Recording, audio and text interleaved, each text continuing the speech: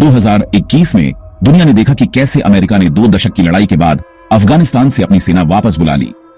Pentagon की एक report में बाद में पता चला कि जल्दबाजी में निकलने के दौरान बहुत सारा मिलिट्री सामान पीछे छूट गया।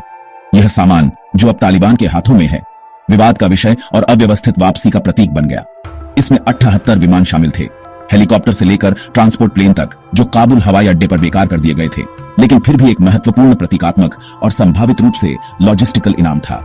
जिनमें हमवीज और बख्तरबंद ट्रक शामिल हैं, पीछे छूट गए, जिससे तालिबान की लॉजिस्टिकल क्षमता में काफी वृद्धि हुई। शायद सबसे चिंताजनक रिपोर्ट का लगभग 3 लाख छोटे हथियारों का अनुमान था, जिनमें राइफलें, मशीन गन और ग्रेनेड लॉन्चर शामिल थे। छोड़ा गया उपकरण आलोचना का केंद्र बन गया, जिससे वापसी की योजना और निष्पादन के बारे में सवाल उठे। अफगान धरती पर इस उपकरण की मौजूदगी ने तुरंत शक्ति संतुलन को बदल दिया, जिससे तालिबान को एक महत्वपूर्ण सैन्य उन्नयन मिला। अफगानिस्तान में छोड़ा गया सैन्य उपकरण जल्दी ही संयुक्त राज्य अमेरिका में एक राजनीतिक मुद्दा बन गया। पूर्व राष्ट्रपति डोनाल्ड ट्रंप, जिन्होंने वापसी की प्रक्रिया शुरू की थी, अपने उत्तराधिकारी राष्ट्रपति जो बिडेन की आलोचना में तीखे थे। ट्रंप ने बिडेन प्रशासन पर अक्षमता और कमजोरी का आरोप लगाया, उन्हें अराजक वापसी और पीछे छोड़े गए उपकरणों के लिए दोषी ठहराया। उन्होंने तर्क दिया कि उपकरण संयुक्त राज्य अमेरिका का था और इसका परित्याग एक राष्ट्रीय अपमान था। बिडेन प्रशासन ने अपने कार्यों का बचाव करते हुए तर्क दिया कि प्राथमिकता अमेरिकी नागरिकों और अफगान सहयोगियों की सुरक्षित निकासी थी। उन्होंने वापसी की चुनौतियों को स्वीकार किया, लेकिन जोर देकर कहा कि जमीनी स्थिति तेजी से बिगड़ गई थी, जिससे उपकरणों की पूरी वापसी असंभव हो गई थी।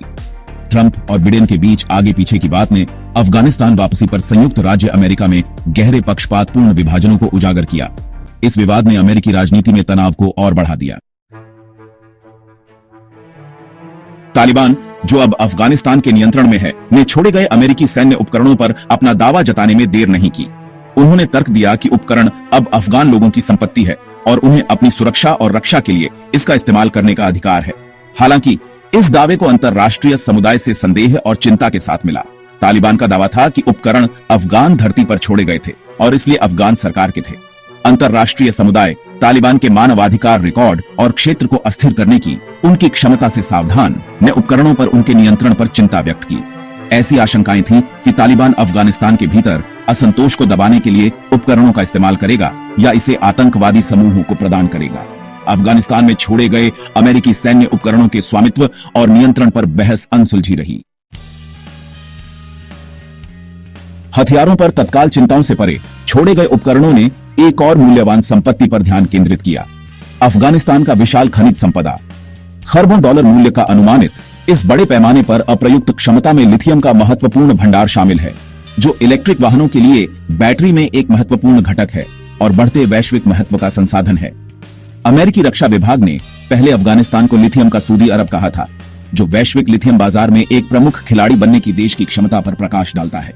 चीन अपने महत्वपूर्ण खनिजों की आपूर्ति को सुरक्षित करने के लिए उत्सुक ने अफगानिस्तान में बदलते राजनीतिक परिदृश्य द्वारा प्रस्तुत अवसर को जल्दी से पहचान लिया। उन्होंने अफगानिस्तान के खनिज संपदा तक पहुंच के बदले में खनन और बुनियादी ढांचा परियोजनाओं में निवेश की पेशकश करते हुए तालिबान के साथ जुड़ाव किया। रूस ने भी खनन क्षेत्र में निवेश के माध्यम से अफगानिस्तान में अपने आर्थिक पदचिह्न का विस्तार करने में रुचि व्यक्त की। अफगानिस्तान के खनिज संपदा में नए सिरे से अंतर्राष्ट्रीय रुचि ने इस क्षेत्र में चल रहे जटिल भू राजनीतिक गतिशीलता को रेखांकित किया। वैश्विक संसाधनों के लिए प्रतिस्पर्धा बढ़ रही है और अंतर्राष्ट्रीय खनन कंपनियां अफगानिस्तान में अवसरों की तलाश कर रही हैं।